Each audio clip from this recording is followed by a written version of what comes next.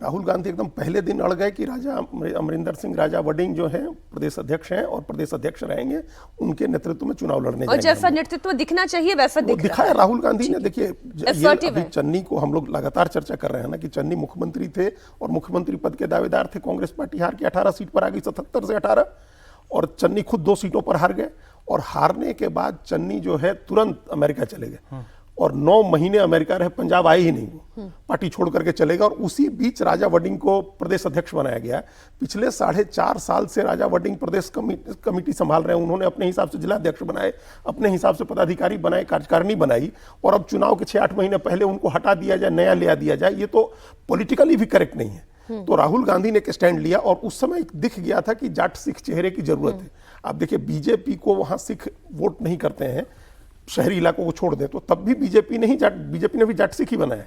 केवल ढिल्लों बीजेपी के प्रदेश अध्यक्ष हैं, भगवंत मान आम आदमी पार्टी के हैं, सुखबीर सिंह बादल उधर हैं, इधर राजा वडिंग हैं, और जो 2 कट्टरपंथी एमपी जीते हैं जो लोग, अमृतपाल और सरबजीत सिंह खालसा, उनकी पार्टी तो है ही जाट सिखों की। तो ये इस तरह ऐसी स्थिति में कांग्रेस कोई जोखिम नहीं ले सकती थी। कांग्रेस ने एकदम पॉलिटिकल स्टैंड लिया, राहुल गांधी ने उनको बनाएंगे हम। चरणजीत सिंह चन्नी की पॉलिटिक्स देखिए, हम लोग उस पर भी चर्चा कर चुके हैं।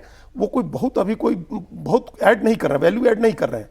देखिए कल प्रधानमंत्री जा रहे हैं, नुकसान कर सकते हैं, लेकिन वो कितना करेंगे अभी इस पूरे प्रकरण का फायदा बीजेपी को कैसे मिल सकता है, यह प्रधानमंत्री की कल की यात्रा पर डिपेंड करेगा। प्रधानमंत्री जालंधर जा रहे हैं, जो कहते हैं कि राजा वडिंग का चन्नी का गढ़ है, चन्नी वहीं से आते हैं, दोआबा रीजन का जो मुख्यालय है जालंधर, वहीं से एमपी हैं, और वहीं डेरा सचखंड बलाकिया का मुख्यालय है जहां प्रधानमंत्री जा रहे हैं, और उस डेरा के प्रमुख को पद्मश्री दिया हुआ है पिछली बार सरकार ने। तो ये जो दोआबा का इलाका है जहां मजहबी दलितों के बीच में अपनी इनकी पहचान है, वहां रविदासिया समुदाय को प्रधानमंत्री और बीजेपी साध रही है। तो आप अगर इसमें कोई बहुत पॉलिटिक्स करने का स्कोप इनके पास नहीं बच रहा है चरणजीत सिंह चन्नी के लिए। हाँ, ये बीजेपी का फायदा ये हो सकता है कि इतना फ्रेगमेंटेड पॉलिटिकल स्पेस में अगर 5 पार्टियों में से 4 पार्टियां जाट सिख वोट के लिए लड़ती हैं, और बीजेपी 55 सीटों को टारगेट करती है जहां 38% हिंदू वोट की बहुलता है, जहां ओवरऑल 38% हिंदू वोट है, वो 55 सीटों में 50% 60% से ज्यादा है। अगर उसको टारगेट करके बीजेपी लड़ती है तो इन 4 पार्टियों के बीच वोट और सीट बंटने का लाभ बीजेपी को मिल सकता है सबसे ज्यादा। पंजाब की पॉलिटिक्स के बाद पश्चिम बंगाल की पॉलिटिक्स की भी बात कर ले। ममता बनर्जी को जहां झटके पर झटका लग रहा है, पार्टी के नेता लगातार उनका साथ छोड़कर जा रहे हैं, और अब तो ममता बनर्जी के सबसे करीबी मदन मित्रा भी बागी गुट के साथ हो गए हैं। ममता बनर्जी एक बार फिर सामने आई। ममता बनर्जी ने अभिषेक बनर्जी का बचाव किया और कहा कि अभिषेक शेर की तरह लड़ रहा है। उन्होंने ये भी कहा कि जिसे पार्टी छोड़कर जाना है जाए। उन्होंने 2006 में पार्टी खड़ी की थी और 26 में भी पार्टी को फिर खड़ा कर सकती हैं। एक छोटा सा बयान उनका सुने। ভয় পেয়ে না তো আপনার ছেলেকে অ্যারেস্ট করবো, আপনার মেয়েকে অ্যারেস্ট করবো, আপনার পরিবারকে অ্যারেস্ট করবো। যেমন একজন আজও চলে গেছে, আমার কোনো দুঃখ নেই, কারণ সে আমায় কালকেই মেসেজ দিয়ে বলেছিল যে আমার পরিবারের সকলকে সামন দিয়েছে ইডি। তখনই আমি বুঝে গেছিলাম, তখনই তার কোনো পজিশন ছিল না, কারণ পজিশন তখনই আমরা তাকে সরিয়ে দিয়েছিলাম সব ক্ষমতা থেকে।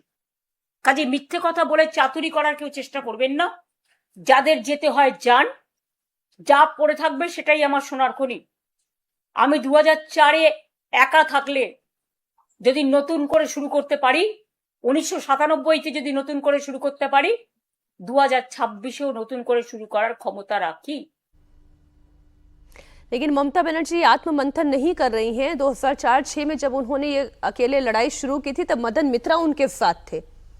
आज मदन मित्रा भी उनको छोड़कर बदल चुके हैं बाला। नहीं, देखिए जब 2004 की बात है या उसके पहले जब वो कांग्रेस से टीएमसी बनाई, उस समय सीपीएम के विरोध में लोग कांग्रेस से थके थे और इनमें पूरी जनता को उम्मीद थी। ये उसकी विरोध की राजनीति की धुरी थी।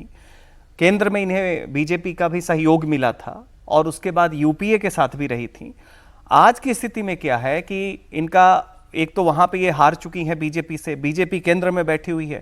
इनके तमाम वो नेता है, मदन मित्रा को छोड़ दीजिए जो 2 दिन पहले तक गाली दे रहे थे ऋतव्रत बनर्जी को, उसके अलावा अनुव्रत मंडल जो बीरभूम वाले एरिया से आते हैं, और तमाम जितने भी नेता हैं। देखिए बंगाल का एक तो चरित्र है कि वहां पे विचारधारा नहीं बदलती है, वहां पे व्यक्ति जो है दूसरे विचारधारा को एक साथ अपना लेता है। सीपीएम के सारे वोटर बीजेपी में आ गए। अब बीजेपी के जीतते ही जितने टीएमसी के नेता थे सब के सब प्रॉक्सी के तरीके से बीजेपी के साथ ही आ रहे हैं, वो कोई अलग जो गुट वगैरह है।